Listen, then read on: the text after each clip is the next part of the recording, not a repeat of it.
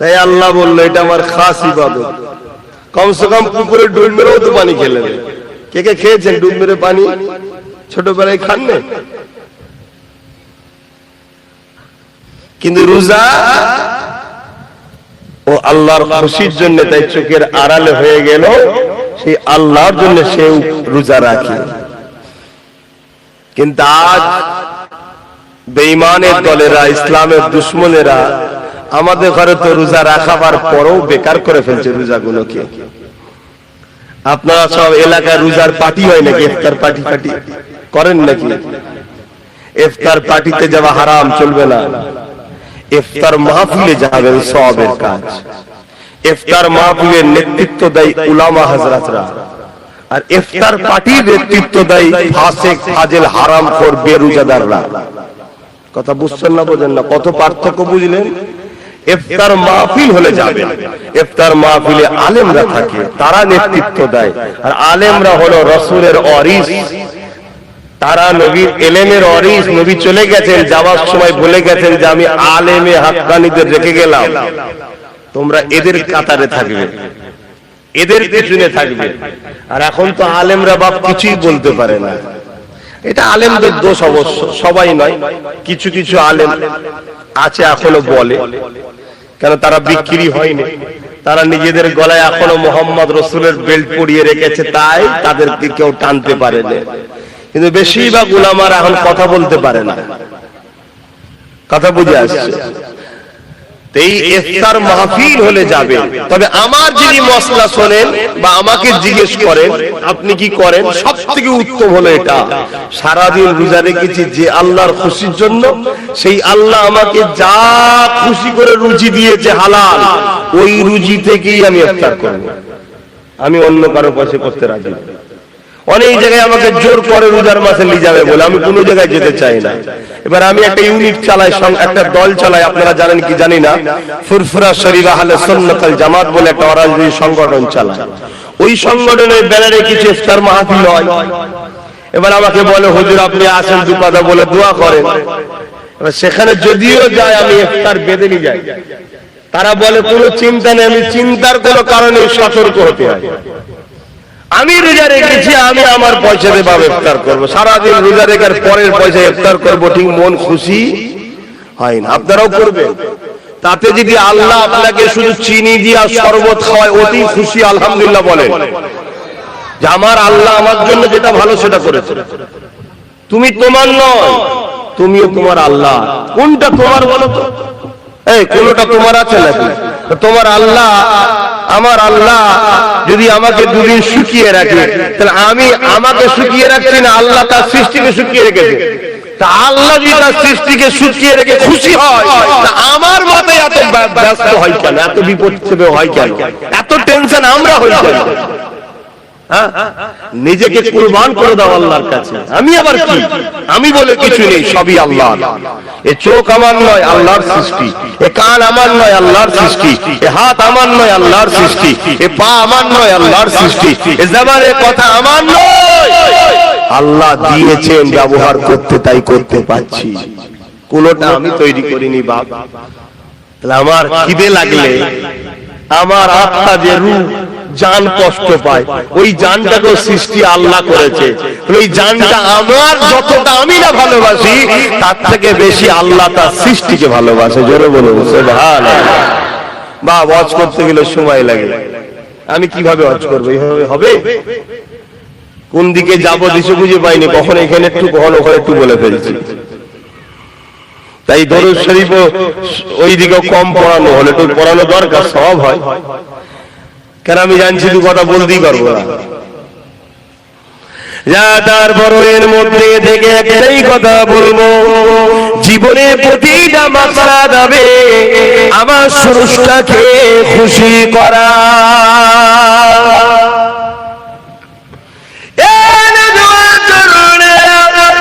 অবশ্যই বাবা আপন, কিন্তু আল্লাহ থেকে আগে নয়। অবশ্যই পীর মুর্শিদ আপন, কিন্তু আল্লাহ থেকে আগে নয়। অবশ্যই স্বামী স্ত্রী আপন, কিন্তু আল্লাহ থেকে আগে নয়। অবশ্যই নেতা লিডারদের আপন, কিন্তু আল্লাহ থেকে আগে নয়। সব আগে একটা কথা মাথায় নিয়ে নেন, মান আহাব্বা লিল্লাহ ওয়া আবগাদা লিল্লাহ ওয়া আতা লিল্লাহ ওয়া মানআ লিল্লাহ ফাকাদ ইসতাকমালাল ঈমান। এই দুনিয়া মানুষ রেখে দাও গো, নিঃশ্বাসে কোনো বিশ্বাস নাই, এসেছি যখন চলে একদিন যেতে হবে। কে কবে যাবে আল্লাহ বা ভালো জানে। পৃথিবীর সবাই চেষ্টা করো, তোমার নিতে পারবে না। যেদিন আমার আল্লাহ ডাকবে ওই দিন পৃথিবীর সবাই চেষ্টা করে বাঁচাতে পারবে না। আল্লাহর উপরে ভরসা রেখে কোন কাজটা করলে আল্লাহ খুশি হবে সেই কাজটা করো, যেটা করলে আল্লাহ বেজার হবে সেটা ছেড়ে দাও। মা বাপকে ভালোবাসতে হবে কিন্তু আল্লাহর জন্য, স্বামীকে ভালোবাসতে হবে কিন্তু আল্লাহর জন্য, স্ত্রীকে ভালোবাসতে হবে কিন্তু আল্লাহর জন্য, দুনিয়ার লিডারকেও ভালোবাসতে হবে কিন্তু আল্লাহর জন্য। যদি তোমার মা বাপ তোমাকে ইসলাম বিরোধী কথা বলে ওই কথা তোমাকে মানা যাবে না, কেননা মা বাপ আগে নয় আল্লাহ আগে। তোমার স্ত্রী যদি তোমাকে ইসলাম বিরোধী কথা বলে ওই কথা মানা যাবে না, কেন স্ত্রী আগে নয় তোমার স্রষ্টা আগে। তোমার স্বামী যদি তোমাকে ইসলাম বিরোধী কথা বলে এ নারীরা স্বামীর কথা মানা যাবে না, কেননা স্বামীর আগে তোমার স্রষ্টা। ঠিক তেমনই তোমার দুনিয়ার লিডার যদি তোমাকে ইসলাম বিরোধী কোনো কথা বলে ওই কথা মানা যাবে না, কেননা দুনিয়ার লিডার আগে নয়, তার আগে হলো তোমার আল্লাহ। দুনিয়ার লিডার যদি তোমাকে আল্লাহর পক্ষে কথা বলে তবেই মানা যাবে। তোমার ইমাম যদি তোমাকে আল্লাহর বিরুদ্ধে কথা বলে ওই ইমামের কথা মানা যাবে না। তোমার পীর যদি আল্লাহর বিরোধী কথা বলে ওই পীরের কথা মানা যাবে না, কারণ আমরা মুর্শিদকে মানবো আল্লাহকে পাওয়ার জন্য, আল্লাহকে মানবো মুর্শিদ পাওয়ার জন্য নয়। মুর্শিদকে ধরবো আল্লাহকে পাওয়ার জন্য, মুর্শিদকে ভালোবাসবো আল্লাহর জন্য, আল্লাহকে ভালোবাসবো মুর্শিদের জন্য নয়। এই যুবকেরা তাই বলে দিয়ে যায় ইমানটা ঠিক করে না, যদিও চলতে গিয়ে গুনাহ হয়ে যায়। ইমান যদি থাকে আদাব খেটে খেটে খেটে খেটে একদিন একদিন ইমানের জন্য আল্লাহ পাকে জান্নাতটা পেয়ে যাবে। আর ইমান যদি না থাকে সব বরবাদ। দাড়ি তোমায় নাজাত দেবে না, টুপি তোমায় নাজাত দেবে না, হজ তোমায় নাজাত দেবে না। এগুলো তোমার মাকামকে বাড়ায় যদি ইমানদার হন। ইমানদারের মুখের দাড়ি থাকলে মাকাম বাড়লো, ইমানদারের মুখের মাথায় টুপি আছে মাকাম বাড়লো, ইমানদার নাই পরায়ণ মাকাম বাড়লো। ইমান নেই তো কিচ্ছু নেই। আর ইমান কি? রসুলকে বলো, আমার সাথে বলো, রসুলকে জানের থেকেও বেশি ভালোবেসে আদবের সাথে মেনে নিবার নাম হলো ঈমান। আমার কথা মানতে পারছেন তো নাকি? হ্যাঁ, আল্লাহ পাক বলে দিয়েছে আমার হাবিবকে ধর। তোরা আমার সম্বন্ধে বেশি চিন্তা করলে মাথার ফিউজ আউট হয়ে যাবে। কথা বুঝাস? তোরা আমার হাবিবকে ধর, ওইটাকে আমি পাঠিয়েছি, উনি যা বলবে মেনে নে। কোরআন বলছে, আগেই বললাম না? হাফেজ সাহেব, মা আতাকুমুর রাসূল ফাখুযুহু ওয়া মা নাহাকুম আনহু ফান্তাহু। রাসূল যা আদেশ করেছে মেনে নাও, আছে তো কোরআনে? নবী যা নিষেধ করেছে ছেড়ে দাও। আল্লাহর নবী মদ খেতে বলেছে, মাতালকে সাপোর্ট করতে বলেছে। আল্লাহর নবী সুদ খেতে বলেছে, সুদকে সাপোর্ট করতে বলেছে। আল্লাহর নবী চুরি করতে বলেছে, চোরকে সাপোর্ট করতে বলেছে। আল্লাহর নবী মানুষের উপর জুলুম করতে বলেছে, জুলুমকে সাপোর্ট করতে বলেছে। কিন্তু আমরা তো সব করে বসে আছি বাবা। অন্যায় করার অন্যায়কারীকে সাপোর্ট করা এক না আলাদা? জোরে বলো। এখন আপনি একটা কুকুর পুষেছেন বা ময়াল সাপ পুষেছেন, আপনি তাকে খাইয়ে দাইয়ে সহযোগিতা করে মোটা সুটা করেছেন, সে এখন পাড়া দুটো লোককে ধরে পুরো গিলে খেলিয়েছে। এখন আপনাকে যদি এসে বলে তোর জন্য আজকে এই বিপদ, তাহলে তোকে আমরা বলেছিলাম যোগে পুষিসনি। ও ভালো করে বুঝবেন, বুঝতে পারছেন? বোঝেন। যদি না বোঝেন তো কোদাল নিয়ে যখন মাটিতে পুঁতে দেবে তখন বুঝিয়ে দেবে কোন ফেরেশতা এসে কালার কানা, শুধু পিটবে। প্রথমে এসে মারবে, যখন এত চিৎকাবে বান্দা বান্দি, ওর দেখে ময়া লেগে গেছে। ও আল্লাহ, এ এত কষ্ট হচ্ছে দেখে ময়া লেগে গেছে।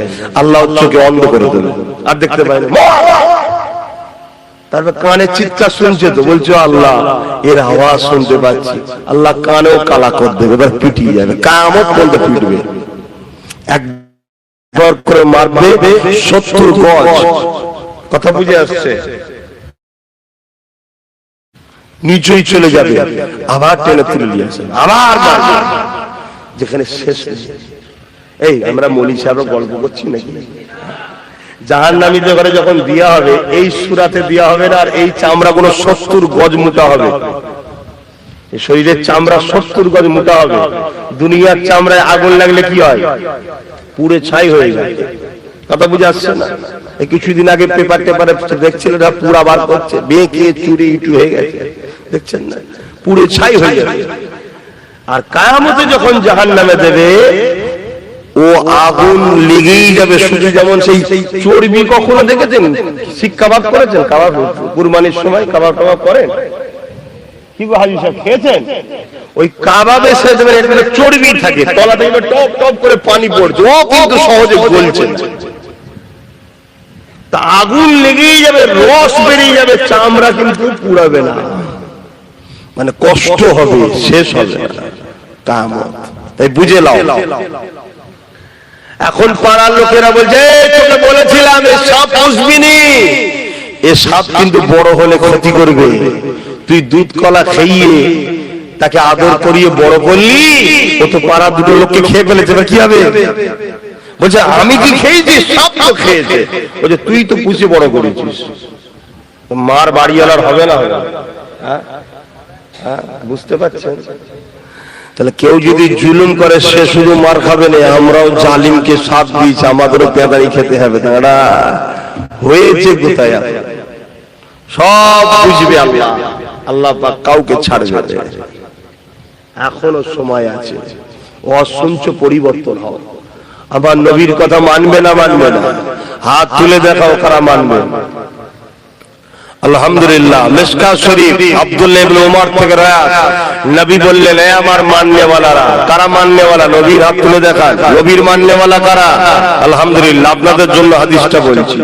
এ আমার মাননেওয়ালারা, কিয়ামতের শেষ দিন পর্যন্ত তোমরা আমার খানদানের ঝান্ডা তলায় থাকবে। জোরে বলুন সুবহানাল্লাহ।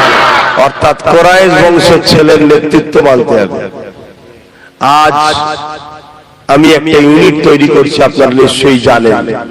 তা আমার নেতৃত্ব মেনে নেবেন না? নেবেন না? মেনে নিতে হবে বাপ।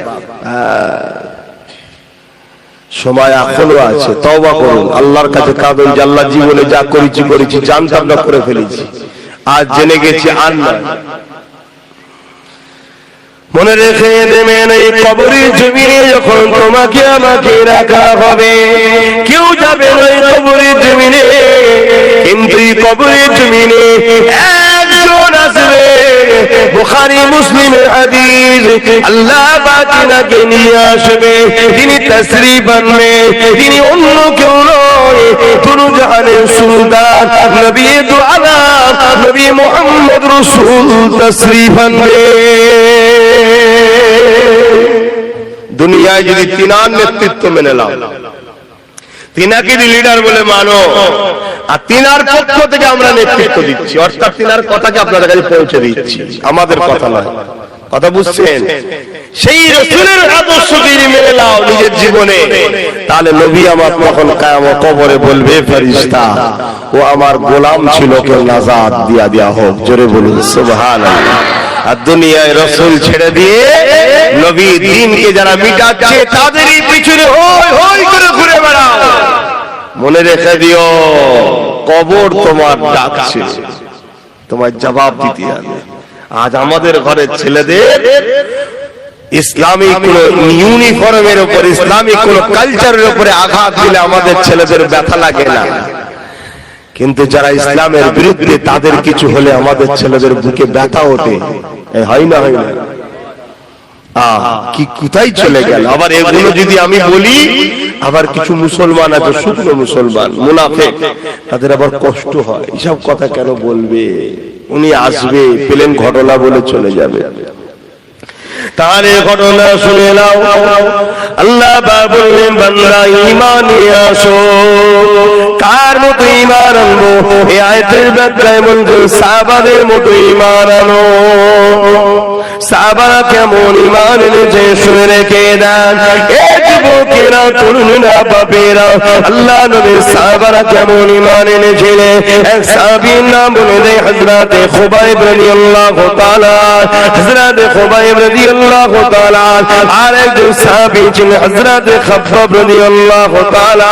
আল্লাহ নবী সাহাবী ছিলেন হযরত ওমর ফারুক যখন সিংহাসনে বসলেন, অর্ধ পৃথিবীর রাজত্ব যখন চালাতে লাগলেন, আমিরুল মুমিনিন খলিফাতুল মুসলিমিন যখন হলেন, এই যুবকেরা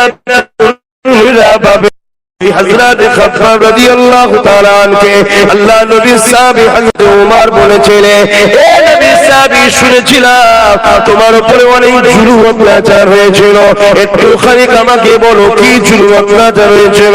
হযরত খাব্বাব রাদিয়াল্লাহু তাআলা নিজের কোমরের কাপড়টাকে সরিয়ে দিলেন। এই যুবকেরা, তরুণেরা, বাপেরা, তোমার আমার কোমরে গোশত রয়েছে সৌন্দর্যের জন্য। আল্লাহ নবীর এই সাহাবীর কোমরটা পুরো প্লেন ছিল, গোশত ছিল না। আল্লাহ নবীর সাহাবী হযরত ওমর দেখে বলতে লাগলেন, ভাই খাব্বাব, এইরকম কোমর আল্লাহ জমিনে কারো দেখিনি, কি ব্যাপার আল্লাহ তোমাকে এরকম বানালো? হযরত খাব্বাব বলতে লেগেছে, ও হযরত ওমর, আল্লাহ আমাকে সুন্দর কোমর দিয়েছিল, কিন্তু আমি নবীর পক্ষে কর দেওয়ার জন্য, নবীর দল করার জন্য, ন্যায়ের পক্ষে, সত্যের পক্ষে, মানবতার পক্ষে, ইনসাফের পক্ষে, মানব বন্ধনের পক্ষে, ভাতৃত্বের পক্ষে, সত্যের পক্ষে থাকার জন্য তৎকালীন লিডার আবু যর উতবা সাইবাইরা আমাকে জুলুম করেছিল। আমাকে বলেছিল মুহাম্মাদের দল ছেড়ে দে, আমাদের দলে চলে আয়, মুহাম্মাদের দল ছেড়ে দে, আমাদের দলে চলে আয়, না এর উপরে জুলুম হবে, অত্যাচার হবে। ও ভাইরা তোমার, আমি বলে দিয়েছিলাম জান দিয়ে দেবো, তথাপিও নাই সত্য ছাড়বো না।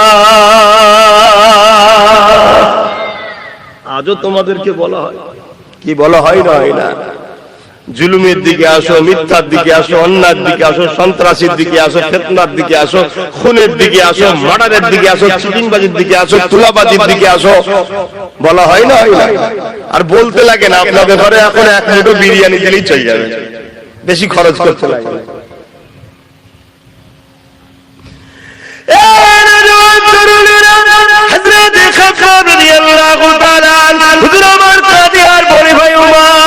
আমি যখন তাদের কথা মানিনি, এই জন্যই তারা আগুন তৈরি করেছিল, ওই আগুনের লাকড়ি তৈরি করে ওই আগুনের উপরে আমাকে হাত পা বেঁধে বসিয়ে দেওয়া হতো। ওই আগুন পুড়ে পুড়ে পুড়ে পুড়ে আমার কোমরের গোশতগুলোকে পোড়াতে লাগলো। আগুন কোমরের গোশতগুলো থেকে রস পাকিয়ে হতো, আগুনটা নিভিয়ে যেত, আবার সাইডে বসিয়ে আবার আগুন তৈরি করতো, আবার বসিয়ে দিত। এইভাবে পোড়াতে পোড়াতে পোড়াতে পোড়াতে পোড়াতে আমার কোমরের গোশতগুলো আগুনে সব খেয়ে ফেলেছে। ভাই ওমর, আমার মুখে লটকে গরম করে ছেঁকা দিয়া হকার বলতো, মুহাম্মদকে ডাকবি না, আল্লাহকে ডাকবি না। এ যুবকেরা, তরুণেরা, বারা, তাদের মতো ঈমান আনতে হবে। কোরআন বলছে আমাদের ঈমান কোথায় রয়েছে দেখো। এ যুবকেরা, তরুণেরা, বাপেরা, আজ আমরা তাদের মতো ঈমান আনতে পেরেছি কি ভাবো? নাই নাজাত পাবেন না, আখিরাতটা বড় কঠিন হবে।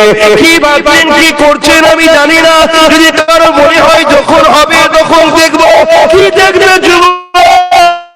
চুলের থেকে সরু হিরের থেকে একটা রাস্তার উপর দিয়ে যেতে হবে, পুলের উপর দিয়ে।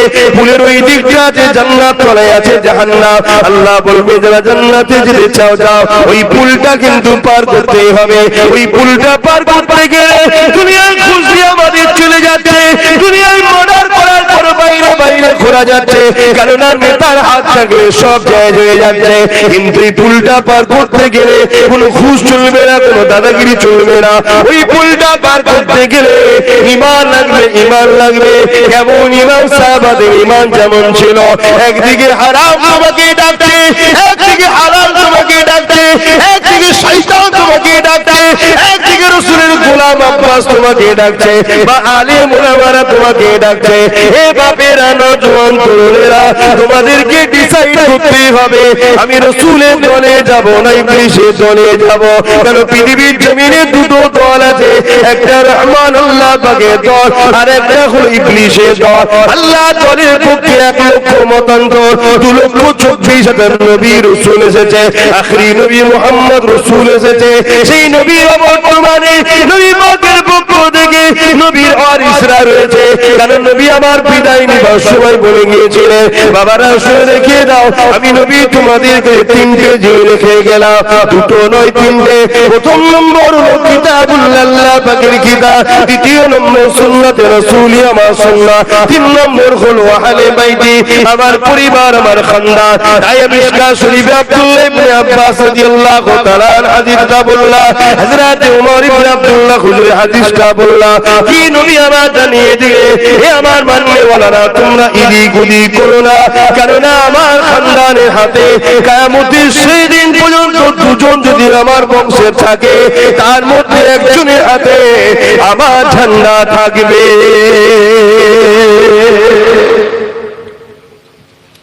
আল্লাহ নবী জানিয়ে দিলেন, বাবারা বেশি বেশি করে কিয়ামতের জন্য চিন্তা করো বাবা। সাহাবা হুজুররা বলেন, ইয়া রাসূলুল্লাহ, হাবিবাল্লাহ, হুজুর আপনি কিয়ামতের জন্য বারবার কেন বলেন? কিয়ামত হবে তো নাকি? কবে হবে? আমার দাদুকে কেউ দেখেছেন? ছোট হুজুর পীর কেবলাকে কিয়ামতের কথা বলতো তো? আমার বাপও এসে বলে কিয়ামতের কথা, আমিও বলছি, তার বাপ বলেছে, তার বাপ বলেছে। এসব মৌলভী সাহেবদের বানানো না? হবে?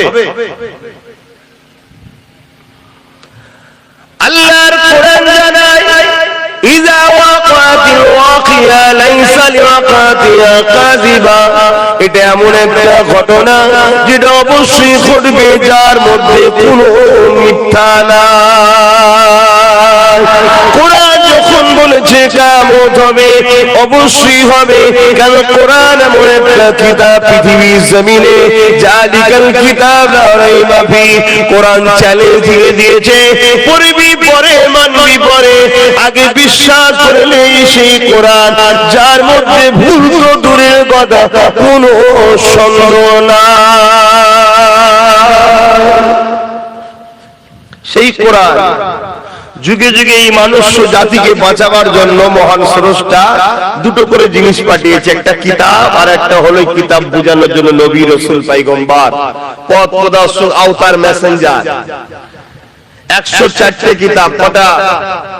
একটু শিখে নাও, কটা মুখ দিয়ে বলো। তার মধ্যে 100টা হলো চটি, ছোট কিতাব, আর 4টে হলো বড়, তাওরাত, জাবুর, ইনজিল আর কোরআন শরীফ। আর 1 লক্ষ মতান্তর 2,24,000 নবী রাসূল এসেছে এই কিতাবগুলোকে শিখাবে বলে। শত শেষ নবী রাসূল হলেন মুহাম্মদ সাল্লাল্লাহু আলাইহি ওয়াসাল্লাম। তিনি যতটা আমার, ততটা আপনাদের, ততটা হিন্দু, দলিত, আদিবাসী, সাঁওতাল, বাগদি, ডোম, মুচি যা আছে পৃথিবীতে সমস্ত মানুষের জন্য উনি পথ প্রদর্শক, মেসেঞ্জার, রাসূল, আখিরি আওতার, আখিরি পয়গম্বর হয়ে এসেছেন। জোরে বলুন সুবহানাল্লাহ। এবং কোরআন শরীফ হলো সর্বকালের সর্বশ্রেষ্ঠ আখিরি আসমানি চূড়ান্ত ফয়সালার গ্রন্থ, আল কোরআন শরীফ। জোরে বলুন সুবহানাল্লাহ। সেই কোরআন বলছে কিয়ামত হবে, অতএব হবে। কবে হবে? আল্লাহ, আল্লাহর রাসূল ভালো জানে। তবে মুহররমের 10 তারিখ কিছু কিছু নমুনা রাসূল বলেছেন, যেমন জুম্মার দিন হবে, এগুলো দিয়ে গেছে। তবে আলামত রাসূল যে 70টা বলেছে কিয়ামতে, তার মধ্যে 65টা আলামত ঘটে গেছে। 2023 এর মধ্যে আরো 2-3টে ঘটে যাবে। কথা বুঝে আসে ইনশাআল্লাহ। 2023টা পৃথিবীর মানুষের কাছে বড় একটা বিপদের বছর হবে। অনেক কিছু ঘটবে 2023-এ।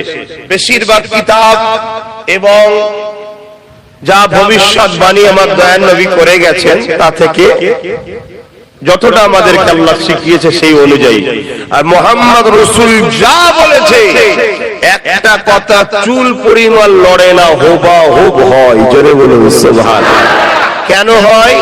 মুহাম্মদ রাসূলকে তিনি বলতে বলেছেন যিনি করেন, অর্থাৎ মহান স্রষ্টা আল্লাহ শিখিয়েছেন। জোরে বলুন সুবহানাল্লাহ। সেই নবী আমার জানিয়েছেন কিয়ামত অবশ্যই হবে। কিয়ামতের দিনটা কত কঠিন দিন হবে। আল্লাহ নবী সাহাবাদেরকে জানালেন, মাথার বিগদাইতে রাখাত পরে আল্লাহ পাক এই সূর্যকে নামিয়ে দেবে। এই সূর্যে বর্তমানে 1 গুণ তাপ রয়েছে, সেদিন 12 গুণ তাপ বেড়ে যাবে। এখন লক্ষ কোটি মাইল দূরে সূর্য রয়েছে, সেদিন মাথার এক বিগদা ইখতিলাফ এত করে সূর্যকে নামিয়ে দেবে। মাথার ফিনগুলো নাক দিয়ে গুনে গুনে ঝুরে ঝুরে পড়তে লাগবে। ওই কিয়ামতের দিনটা তো কঠিন দিন হবে। এই যুবকেরা বোনেরা শুনে ফেলে দাও, ওই দিন দেখা যাবে নবী আমার জানান এমন বাপ পাওয়া যাবে নিজের ছেলেকে জমিনে শুইয়ে দে, তার বুকের উপরে পা দিয়ে দাঁড়িয়ে যাবে। এমন ছেলে পাওয়া যাবে নিজের বাপকে জমিনের উপরে শুইয়ে দে, তার বুকের উপরে পা দিয়ে দাঁড়িয়ে যাবে। এমন মেয়ে পাওয়া যাবে নিজের মাকে জমিনে শুইয়ে দে, তার বুকের উপরে পা দিয়ে দাঁড়িয়ে যাবে। এমন মা পাওয়া যাবে, এমন মেয়ে পাওয়া যাবে নিজের মাকে জমিনে শুইয়ে দে, তার বুকের উপরে পা দিয়ে দাঁড়িয়ে যাবে। সাহাবা হুজুররা বলেছিলেন, ইয়া রাসূলুল্লাহ হাবিবাল্লাহ, এই রকমটা কেন হবে? নবী আমার বলেছিলেন, লোহাকে আগুনে দিলে পুড়ে যেমন লাল হয়ে যায়, ওই সূর্যের তাপে জমিনটা লাল হয়ে যাবে।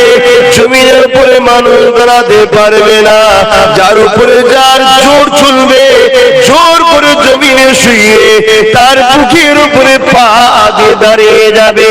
এই যুবকেরা নামাজ কাজা করে দিলে ইচ্ছা করে, ওই দিনে তোমার আমার কি দশা হবে? ভয় লাগে না সেই আল্লাহকে? দেখো আমারও যুবক বয়স, জানি ভুল হয়, এই বয়সে একটু ভুল হয়, কিন্তু এত গাফিলতি তো ভালো নয়। আমার খুব খারাপ লাগলো দেখে। একটা লোক কাজে আছে, নাচারে কাজা হয়েছে, ঘুমিয়ে পড়েছে, ঘুম ভাঙে না, কাজা হয়ে গেছে। গাড়িতে সফরে ছিল, পরিস্থিতি নাই পড়া, কাজা হয়ে গেছে। পরে কাজা পড়ে নেওয়া উচিত, কিন্তু ইচ্ছা করে করে আমরা ভুল করছি। পরিবর্তন হয়ে যাও আল্লাহর রাস্তায়, কেননা দুনিয়ার সমস্ত বাচ্চাদের নিয়ম কানুন চেঞ্জ করা যায়। আন্দোলনের ছুটি, লড়াইয়ের ছুটি, মারপিট করে সব কিছুকে প্রতিরোধ করা যায়, কিন্তু মহান স্রষ্টা রব্বুল আলামিনের নিজামকে, কানুনকে কখনো পাল্টানো যাবে না। তিনি জানিয়ে দিয়েছে, এ দুনিয়া মানুষ আমি তোদেরকে বানিয়েছি, সুন্দর দুটো চোখ দিয়েছি, এই চোখের ঋণ তোরা শোধ করতে পারবি না। এর বিনিময়ে আমি তোদের কাছে কিছু নিই না। দুটো কান দিয়েছি, কানের কথা শুনবি, এই কানের ঋণ তোরা শোধ করতে পারবি না। এর বিনিময়ে আমি কিছু নিই না। দুটো হাত দিয়েছি, হাত দিয়ে হালাল ইনকাম করবি, নিজের প্রয়োজনের কাজ করবি, গরিবদেরকে দান করবি, অসহায়ের সেবা করবি, মা বাবার খেদমত করবি, নিজের রাষ্ট্রের জন্য কাজ করবি, নিজের রাষ্ট্র সেবা করবি, নিজের রাষ্ট্রের খেদমত করবি। এ আমার বান্দা বান্দীরে, তোদের নিত্য প্রয়োজনীয় কাজ হাত দিয়ে করবি, এর ঋণ তোরা শোধ করতে পারবি না। তথাপি আমি আল্লাহ এর বিনিময়ে তোদের কাছে কিছু নিই না। আল্লাহ কিছু নিয়েছে কি গো? জিজ্ঞেস করলে সারা দেবে। বাজার হচ্ছে, বকছি বলে মনে কষ্ট হচ্ছে। আমরা বকবো না তো বকবে কারা? বকার ক্ষমতা তো আমরাই রাখি, কেন আমরা তোমার নবীর খানদানের ছেলে, আমরাই বলতে পারি তোমাদের ঘরে, অন্য কারো অধিকার নেই তোমাদের দিকে চোখ তুলে তাকাবে, ঠিক না বেটি? কিন্তু দুঃখের বিষয় তোমরা আমাদের ঘরে ধরা দিও না বলে যারা তোমাদের জুতো বওয়ার উপযুক্ত নয় তারা তোমাদের ঘরে এখন গলায় বেল দিয়ে ঘোরাচ্ছে। কথা বুঝে আসছে? হ্যাঁ, পৃথিবী বিখ্যাত ধনী কিন্তু কাফের, ঈমান নাই। আর সবথেকে গরিব পৃথিবীর রাস্তায় পড়ে থাকে কিন্তু ঈমান আছে। ওই পৃথিবী বিখ্যাত ধনী ওই জুতো বড় উপযুক্ত নয়, কারণ ওর ঈমান আছে। জোরে বলুন সুবহানাল্লাহ। ঈমান এমন একটা সম্পদ, কিন্তু বাপ তোমরা তো গুরুত্ব বোঝো না। তোমরা বোঝো ঝালমুড়ি, 2000-এর নোট, এইটাই সবকিছু, এটাই বোঝো তোমরা, তাই তো নাকি? এই চোখের মূল্য কত হবে? দুটো চোখের মূল্য কত হবে দিতে পারবেন?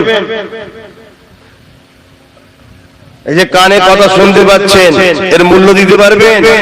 দুটো হাত, দুটো পা, কিডনি, হার্ট, নিঃশ্বাস, এই করোনা কিছু কয়েক মাস আগে গেল, সব নাকি জান ধরফর করছে, বলছে নিঃশ্বাস নিতে পারেনি, খেচে খেচে উঠে পড়ছে দরফর করে। কি হলো রে বাবা? বলছে দম নিতে পারেনি। তাও মনে পড়েনি আল্লাহর কথা, যাহারে তিনি কত দয়ালু, কত সুন্দর আমায় নিঃশ্বাস টানাচ্ছে, নিঃশ্বাস বার করাচ্ছে। এটা আল্লাহ পরীক্ষা করার জন্য দেয়। যে তকদিরওয়ালা হবে ওই ঝটকা খেয়েই পরিবর্তন হয়ে যায়, আর যে কপাল ফাটা ঝটকা খেয়েও বিহায়া হয়ে থাকে তাকে আল্লাহ একেবারেই সাইজ করবে কবরে নিয়ে যেয়ে।